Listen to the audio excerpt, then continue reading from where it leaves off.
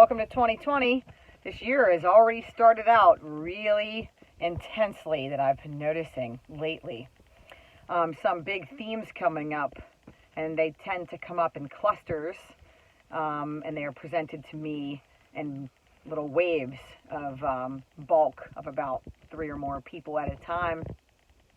So far this year, I'm noticing extreme anxiety and intense obsessive thinking that has literally taken over people's minds and whole energy system.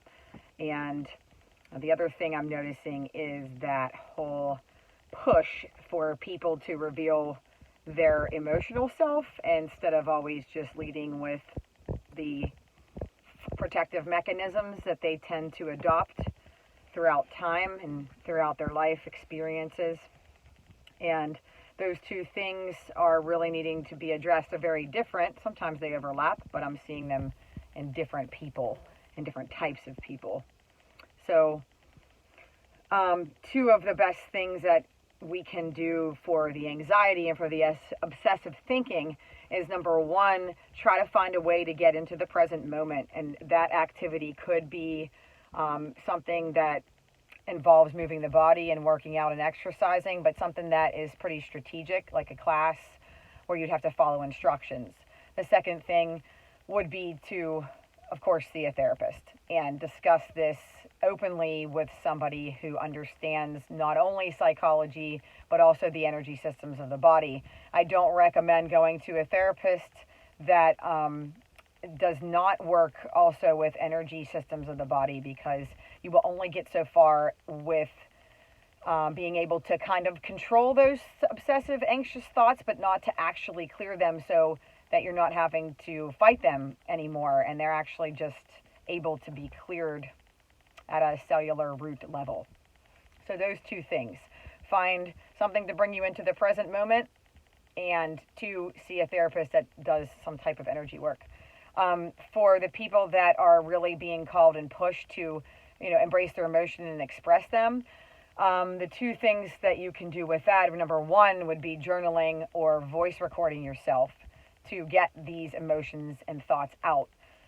Nobody else has to know about it. A lot of the times people that have this issue, they don't want to anybody else see them be emotional, because then they're going to be appearing and showing up as weak, and then therefore being inadequate or incapable, and people having the impression of them that they can't handle it, that they broke down, that they're somehow not valuable or worthy anymore, that they've somehow lost their value. And they also worry that they'll get stuck like that, and that they'll be in a sea of emotion, and that they won't be able to get out and to recover.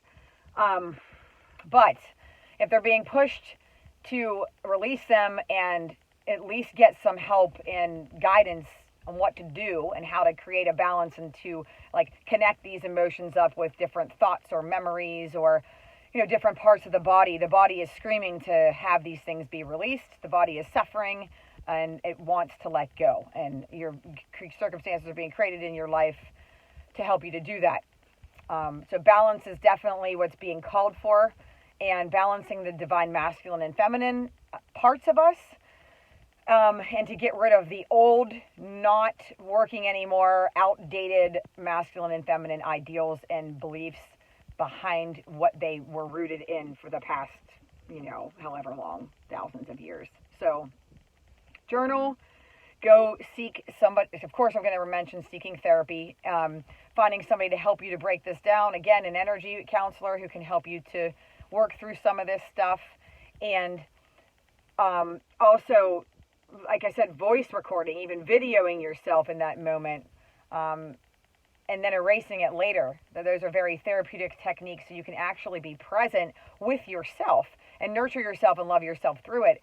And if you can love yourself through it, that would be step one. And, when somebody else appears that way, it's easy for some people to nurture and love them through it, because it's acceptable in other people, but it's not acceptable in yourself. Or the opposite may be true, where you can't really deal with it in other people, and you just freeze and you don't know what to do, and they're all emotional and you're like, oh my God, I want nothing to do with this.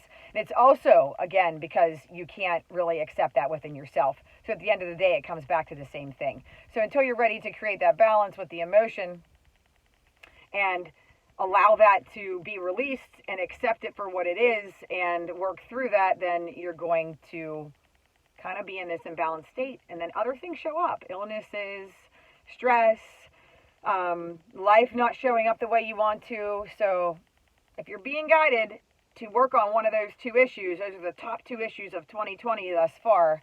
And I'm going to be doing videos specifically on both of them. So I hope you're having a good 2020, and let's see what it brings.